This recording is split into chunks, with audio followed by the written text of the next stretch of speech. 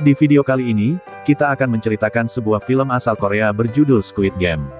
Film ini bercerita tentang sebuah permainan bertahan hidup, dengan hadiah uang 45,6 miliar won, untuk yang bisa bertahan sampai di babak terakhir. Di sana terdapat 456 orang pemain yang datang dari berbagai daerah di Korea, dan semuanya memiliki hutang yang cukup banyak. Oleh karena itulah, dalam permainan itu mereka rela melakukan apapun, agar bisa bertahan dan mendapatkan hadiah. Film dimulai dengan diperlihatkan seorang pria bernama Ji-hoon, ia merupakan pekerja serabutan dan menjadi beban bagi ibunya. Oleh karena itu, istrinya kini meninggalkan Ji-hoon, dan menikah dengan lelaki lain, bahkan hak asuh putri mereka juga jatuh kepada sang istri. Di hari ulang tahun putrinya, Gi-hoon berniat memberikan hadiah, sehingga ia pun nekat mengambil uang ibunya, untuk kemudian dilipat gandakan dalam sebuah perjudian. Beruntungnya, dalam perjudian itu ia berhasil menang, dan mendapatkan uang yang cukup banyak. Namun begitu keluar dari arena perjudian, ia langsung dikejar oleh para rentenir yang menagih hutang, sehingga sontak Gi-hoon segera kabur untuk menyelamatkan uangnya. Namun sayang, ia malah tetap tertangkap, dan di sana ia mencoba bernegosiasi akan membayar setengah hutangnya. Namun saat Gi-hoon memeriksa sakunya, ternyata semua uangnya telah hilang. Dan ternyata saat ia dikejar sebelumnya, ia sempat menabrak seorang gadis, di mana ternyata gadis itu telah mencuri semua uangnya. Alhasil, karena tak bisa membayar hutang, rentenir itu pun memaksa Gi-hoon untuk menandatangani sebuah kontrak, di mana jika Gi-hoon tak bisa membayar hutangnya dalam waktu dekat, maka organ tubuhnya akan diambil dan dijual. Akibat dari kesialan hidupnya, kini Gi-hoon merasa sangat frustasi, terlebih karena di hari ulang tahun putrinya, ia tak bisa membelikan makanan yang enak, serta hadiah yang indah. Ia pun sangat sedih, dan merasa telah gagal menjadi seorang ayah. Suatu malam, di tengah keputusasaannya, tiba-tiba Ji-hoon dihampiri seorang pemuda, di mana ia memberikannya sebuah tiket masuk ke dalam sebuah permainan. Menurutnya, jika Ji-hoon berhasil menyelesaikan permainan, maka ia akan mendapatkan uang yang sangat banyak. Sontak mendengar hal itu, Ji-hoon pun langsung tertarik dan mau mengikuti apa kata pemuda tersebut. Singkat cerita, kini Gi-hoon dan juga ratusan orang lain dari berbagai tempat, yang memiliki nasib sama sepertinya dibawa menggunakan sebuah mobil. Di sana mereka pun dibius sebelum berangkat, hal itu bertujuan untuk menjaga kerahasiaan tempat permainan. Selain itu, di sana juga semua HP dan barang bawaan mereka disita, dan akan dikembalikan nanti saat mereka pulang. Tercatat dalam daftar, bahwa kini ada 456 peserta yang dikumpulkan di dalam sebuah ruangan besar. Dan ternyata, tempat permainan itu dikelola oleh orang misterius bertopeng hitam, ia juga memiliki anak buah yang menggunakan pakaian serba merah seperti APD. Di tempat tersebut, mereka sangat menjaga kerahasiaan, bahkan identitas mereka tak boleh diketahui oleh siapapun.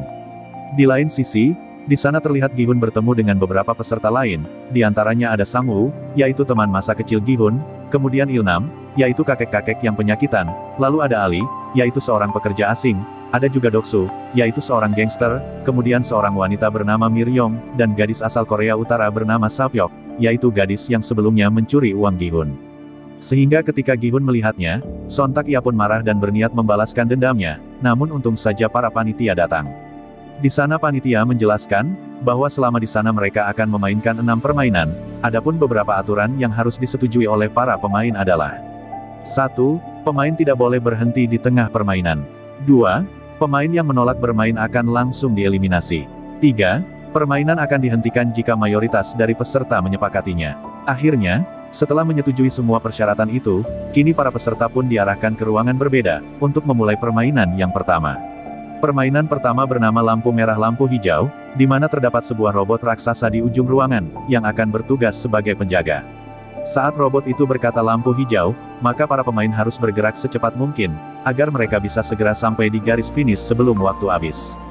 Namun saat robot itu berkata lampu merah, maka para pemain tidak boleh bergerak, karena jika ketahuan oleh si robot, maka mereka akan langsung dieliminasi.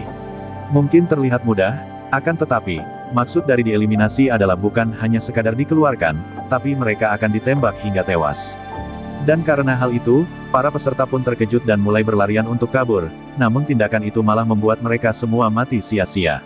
Sementara itu, beberapa pemain yang masih tersisa terpaksa harus terus melanjutkan permainan, meskipun ketakutan, mereka harus tetap berkonsentrasi agar bisa segera sampai di garis finish, dan tidak kehabisan waktu.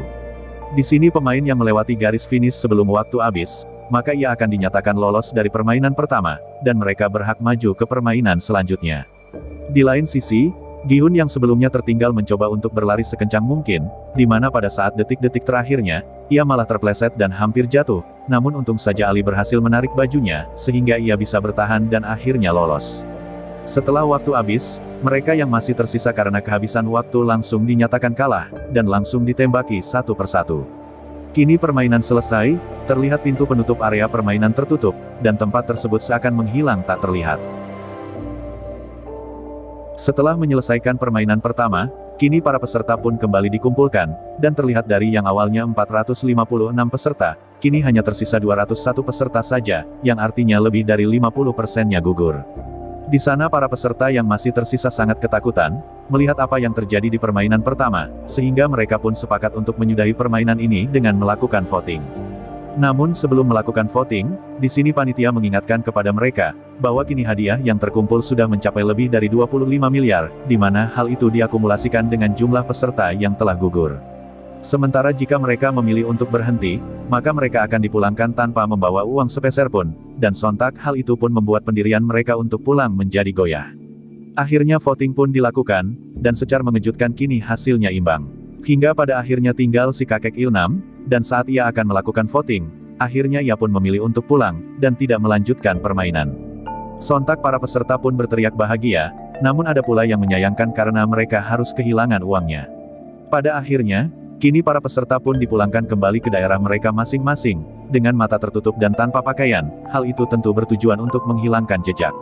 Singkat cerita, keesokan harinya Gi-hun memutuskan untuk pergi ke kantor polisi, dan ia berniat untuk melaporkan sindikat permainan yang kejam sebelumnya. Di sana ia pun menceritakan semua kejadian sejak awal mereka dibawa, sampai kembali lagi dipulangkan.